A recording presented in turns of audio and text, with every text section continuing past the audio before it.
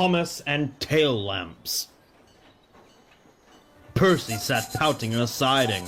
His driver was removing the fat controller's trousers from his funnel and grimacing at the sticky jam staining his jacket.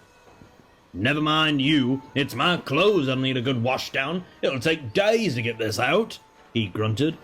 Percy blushed and looked at his buffers. Just then along came Thomas. He couldn't help but chuckle. "What a lovely scarf you've got!"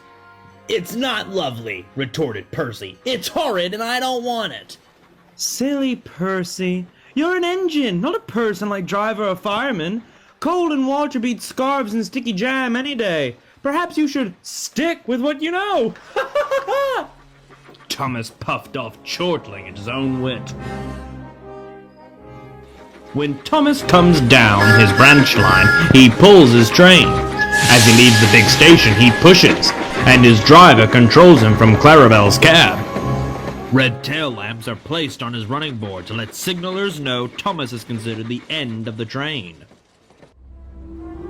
The next day, the weather was colder, and fog hung in the air.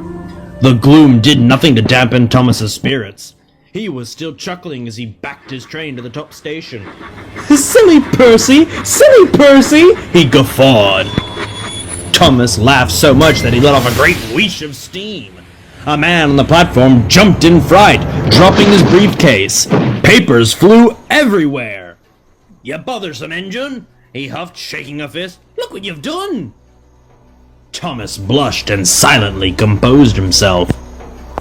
Driver, fireman, guard, and station master scurried and scrambled to catch the papers, which seemed more interested in floating on the breeze. After a great deal of chasing, they were all securely in the passenger's briefcase. "Good glory!" exclaimed the guard, checking his watch. "It's nearly time to leave." He blew his whistle and waved his flag. Thomas started back down the branch line. In the confusion, no one had remembered to move the tail lamp from Thomas to Clarabelle. Come along, Thomas huffed. "Settle down, Thomas," advised the driver. "We can't go dashing about in this fog." "Phew," sniffed Thomas.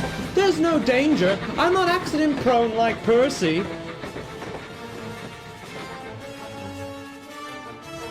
At the big station, the signaler was having a horrible time seeing out of the box.